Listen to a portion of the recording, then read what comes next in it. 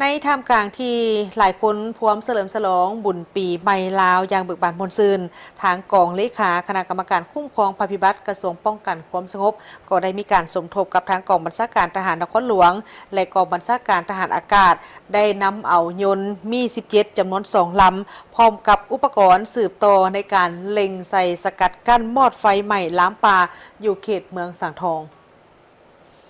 ในเมื่อวันที่ 14 เมษายน 2026 กองเลขาคณะ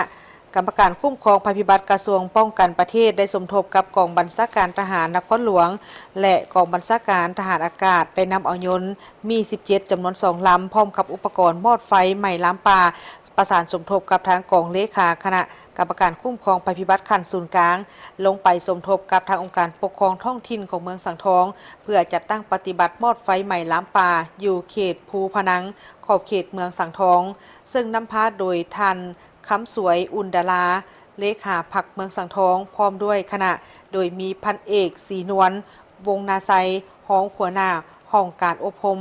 การบินกองบัญชาการทหารอากาศพร้อมด้วยคณะมีห้องหัวหน้าแผนกคุ้มครองภัยพิบัติและแก้ไขระเบิดที่บ่ทันแตกห้องการกรมใหญ่เสนาธิการกระทรวงป้องกันประเทศพร้อมด้วยคณะผ่านการลงไปบินสำรวจสภาพไฟไหม้แม่นเป็นวงกว้างและมีอยู่3จุดก็คือจุดบ้านเพียลาดบ้านนาหอยและบ้านทานาขามที่กำลังใหม่แหงและมีความเสี่ยงฉะนั้นจึงได้นำไส้ยนต์มอดจำนวน2 ลำเพื่อลำเลียงเอาน้ำขึ้นมาสกัดกั้นมอดไฟบ่ให้แผ่ลามไปเป็นวงกว้างผ่านการจะตั้งปฏิบัติเมนสามารถสกัดกั้นได้3 จุดจำนวน35 เที่ยวมาฮอดปัจจุบันนี้เนื้อที่ที่ถูกเสียหายถูกไฟไหม้เป็นมีอยู่ประมาณ85 เฮกตาร์